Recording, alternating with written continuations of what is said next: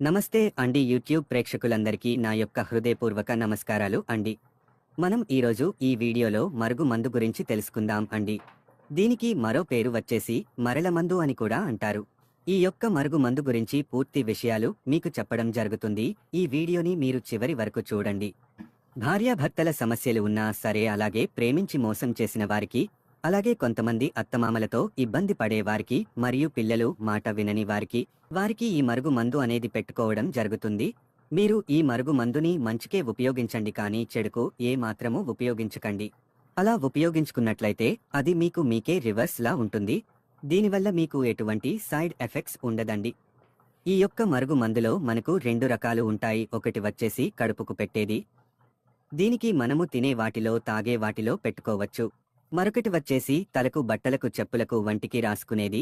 ఈ రెండిట్లో మనము ఏది ఉపయోగించినా సరే, వారు కేవలం 24 గంటల నుంచి 3 రోజుల్లోనే మన వశమై మన చెప్పు చేతుల్లో